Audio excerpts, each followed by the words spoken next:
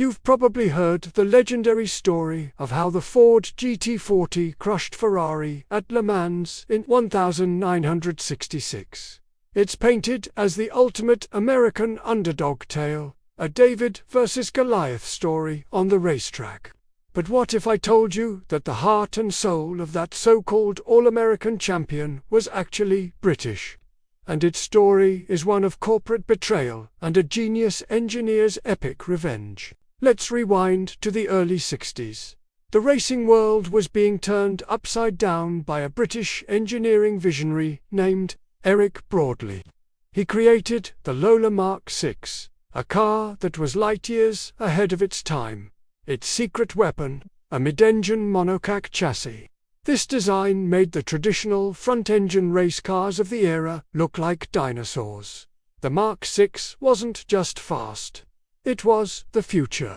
Meanwhile, across the Atlantic, Henry Ford, too, was fuming. He'd tried to buy Ferrari, but Enzo Ferrari publicly humiliated him, leaving Ford desperate for revenge. He didn't just want to compete at Le Mans. He wanted to obliterate Ferrari. And when Ford's scouts saw the Lola Mark 6, they knew they'd found their weapon. So, Ford made Eric Broadley an offer he couldn't refuse. They formed a new company, Ford Advanced Vehicles, or FAV, with Broadley as the technical director. It sounded like a dream partnership, a joining of British ingenuity and American muscle. But it was a Trojan horse. Ford's real plan wasn't to partner with Lola, but to consume it. They flew Broadley, his team, and his two precious Lola Mark 6 prototypes to England. Under the guise of collaboration, Ford systematically absorbed all of Lola's groundbreaking technology, patents, and key personnel. The Lola Mark 6 was dissected, analyzed, and ultimately reborn as the Ford GT40. Once they had what they needed, Ford's engineers, with their massive budget, began to sideline Broadley, overriding his decisions and pushing him out of his own project. By 1966, when the GT40 swept the podium at Le Mans, Ford's PR machine went into overdrive. They sold the world a story of American exceptionalism, completely erasing Eric Broadley and Lola from the narrative. To the public, the GT40 was born and bred in Detroit. Broadley's foundational genius was reduced to a footnote, if mentioned at all. He had been used and cast aside. But Eric Broadley was not a man to be trifled with.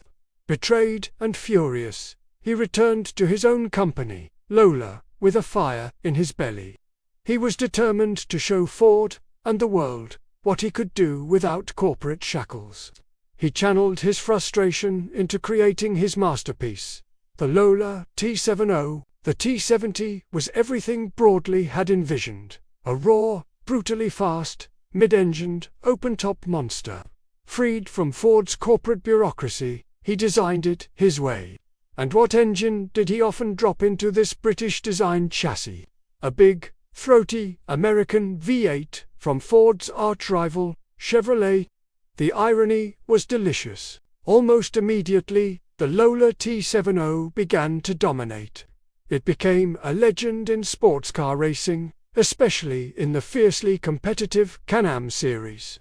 Privateer teams driving T70s were regularly beating the multi-million-dollar factory efforts, including the very GT40's that owed their existence to Broadley. The T70 Mark III was a particular force of nature, a testament to what happens when you let a genius build a car without interference. So while Ford celebrated their Le Mans victory and cemented the GT40's place in history books, Eric Broadley got something far more personal: vindication. His Lola T70 proved that Ford's victory was built on his foundation. They needed his brilliant mind far more than he ever needed their deep pockets. The story of the Ford GT40 isn't just about a famous race. It's a corporate fable built on the stolen genius of one of racing's greatest unsung heroes. Thanks for watching. If you enjoyed this hidden story from motorsport history, make sure to hit that like button and subscribe for more. See you in the next one.